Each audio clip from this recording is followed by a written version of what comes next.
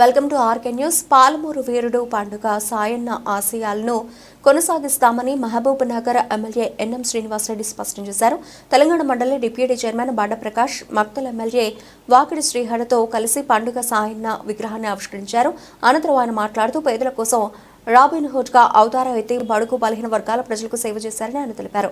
Congress party తెలంగాణలో అధికారంలోకి రాగానే అందశ్రీ రచించిన తెలంగాణ రాష్ట్ర గీతంలో పాలమూరు వీరుడు రాబిన్హుడ్ పండుగ సాయన్న వీరగాథను పొందుపరిచారని, ప్రతిరోజు ప్రతి పాఠశాలలో ఆయనను స్మరించుకుంటున్నామని ఆయన తెలిపారు. అంతేకాకుండా తెలంగాణ యుద్ధ వీరుల చరిత్రను ఈ రాష్ట్ర గీతంలో పొందుపరుచుకోవడం జరిగిందని, ప్రతిరోజు మన రాష్ట్రంలోని పాఠశాలల్లో ఆ మహావీరుల చరిత్రను గుర్తు చేసుకుంటూ వారిని స్ఫూర్తిని పొందుతున్నారని ఆయన స్పష్టం చేశారు. బీసీలకు 42% రిజర్వేషన్లు కల్పించడానికి మళ్లీ ఒకసారి కులగణన చేస్తున్నామన్నారు.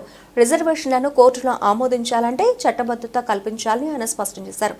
కాబట్టి గతంలో సర్వేలో ఎవరైనా తమ వివరాలను ఇవ్వకపోయినా ఈసారి సర్వేలో పాల్గొని సర్వేకు సహకరించాలని ఆయన విజ్ఞప్తి చేశారు. ఈ సందర్భంగా బెక్క జనార్దన్ రచించిన పండుగ సాయన్న పుస్తకాన్ని ముఖ్య అతిథులతో కలిసి ఆయన ఆవిష్కరించారు.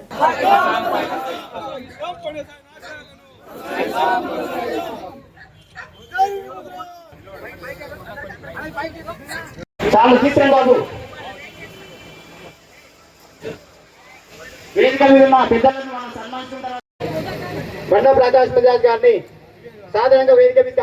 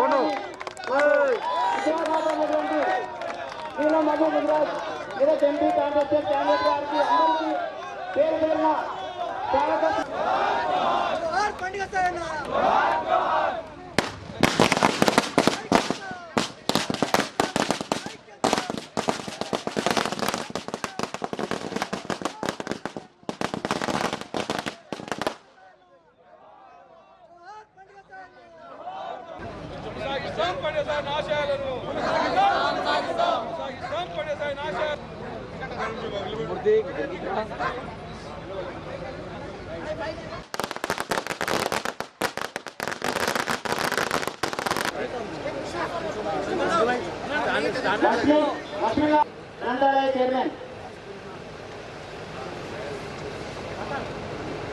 అట్లాగే సర్పంచులు అందరూ కూడా కూర్చుని మంత్రివర్యులు వాకిటి శ్రీహరి గారు, తర్వాత వేదిక పైన ఉన్న పెద్దల ఎల్లవేళలా మా జాతి కోసం కృషి చేస్తున్నటువంటి అన్నగారిని సన్మానించుకోవడం మా అదృష్టం.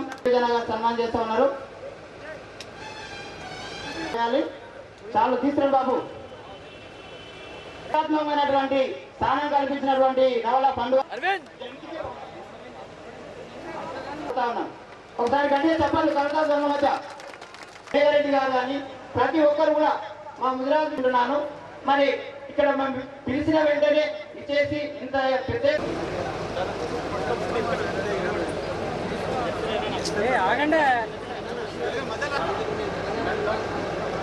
ఈ కార్యక్రమాన్ని మొన్ననే మా జిల్లా అధ్యక్షుడిగా, ముదిరాజ్ మహాసభ జిల్లా అధ్యక్షుడిగా ఎన్నికై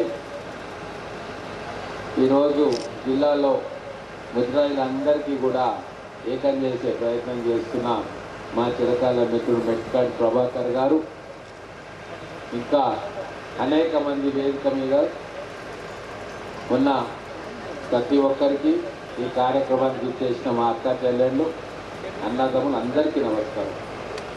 కేవలం 2 నిమిషాలే చెప్తా. పెద్దలు ప్రకాష్ అన్న ఉన్నారు, ఎంపీ వెంకటేష్ గారు ఉన్నారు, వారు అన్ని విషయాలు వివరంగా చెప్తారు. పాలమూరు వీరుడు పండుగ సాయన్న పాలమూరు ప్రజలకు అందరికీ తెలిసిన విషయం. వారు చేసిన పోరాటాలు పేదల కోసం ఆ రోజు రాబిన్హుడ్గా అవతారం ఎత్తి ప్రజలకు అనేక రకాలుగా మేలు చేసి, అదే విషయాన్ని ఈరోజు కాంగ్రెస్ ప్రభుత్వం వచ్చినాక రాష్ట్ర గీతంలో మన పండుగ సాయన్న గురించి మనం చేర్చుకున్నాం. పండుగ సాయన్న గురించి ఈరోజు ప్రతి దగ్గర పిల్లలు పండుగ సాయాన్ని గుర్తు చేసుకుంటారు. ఎప్పుడు మన జయ జయ హే తెలంగాణ పాట పాడుకుంటామో ఆ పాటలో పండుగ సాయన్న గారి స్మరణ ఉంటుంది. ఆ కార్యక్రమం ఆ రోజు గోరేటి వెంకన్న గారు ఆ పాట రాస్తే గత 10 సంవత్సరాల్లో దానికి గుర్తింపు రాలే. కానీ ఈరోజు కాంగ్రెస్ ప్రభుత్వం వచ్చిన తర్వాత అసెంబ్లీలో జయ జయ హే తెలంగాణ రాష్ట్ర గీతంగా ఆమోదించి బహుజన యుద్ధ వీరులు సమ్మక్క సారక్కలు కావచ్చు, వీర్ సాబ్ కావచ్చు, మన పండుగ సాయన్న కావచ్చు, అలాగే ఇంకా చాలా మంది యుద్ధ వీరుల గురించి మనం స్మరణ చేసుకున్నాం ఆ పాటలో. ఇప్పుడు ముఖ్యంగా ముదిరాజ్ బిడ్డలు ఈరోజు మళ్ళీ కులగణనను తీసుకొచ్చి 42% స్థానిక సంస్థల్లో చట్టబద్ధంగా వాళ్లకు రిజర్వేషన్ కల్పించాలి, బీసీలందరికీ కలిపి అని చెప్పి మళ్ళా మార్చిలో శాసనసభ సమావేశంలో ఆ రిపోర్ట్ పెట్టబోతా ఉన్నాం. మళ్ళీ ఒకసారి ఏమైనా లోపాలు ఉంటే సరి చేసుకోవాలని చెప్పి మళ్ళీ కులగణన మళ్ళీ ఒకసారి చేస్తూ ఉన్నాం. ఎవరైనా మిస్ అయితే దయచేసి మళ్ళీ రిజిస్టర్ చేసుకోండి. ఎందుకంటే చట్ట ప్రకారం వచ్చే డాక్యుమెంటే కరెక్ట్ అయితే తప్ప వాళ్ళు వీళ్ళు చెప్పే మాటలు కోర్టులు పరిగణలోకి తీసుకో. మనం ఎన్నన్నా చెప్పొచ్చు, కోర్టులు ఈ 42% రిజర్వేషన్ను ఆమోదించాలంటే ఖచ్చితంగా చట్టబద్ధంగా ప్రభుత్వం చేత ఆమోదింపబడిన డాక్యుమెంట్ను కోర్టు ముందు ప్రవేశపెట్టాలి.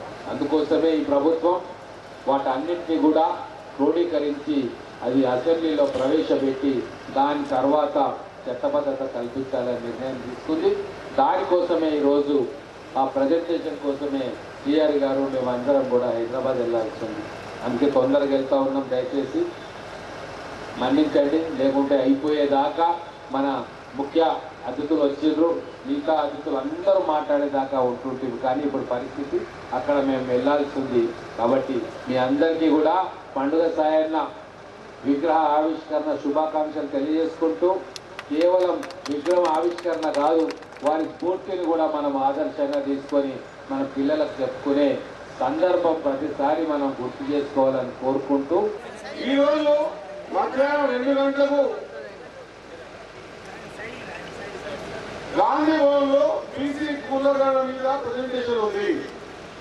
అది కూడా చాలా ముఖ్యమైన అంశం కాబట్టి ముందు మాట్లాడిపోతున్నా, లేకపోతే ఈ కార్యక్రమం అయిపోయిందని ఇక్కడ ఉండేటువంటి పరిస్థితి. ఎందుకోసం పండుగ సాయన విషయంలో ఇంత ప్రత్యేక చొరవ తీసుకుంటున్నామంటే ఇది మనం తెలుసుకోవాల్సిన అవసరం ఉంది.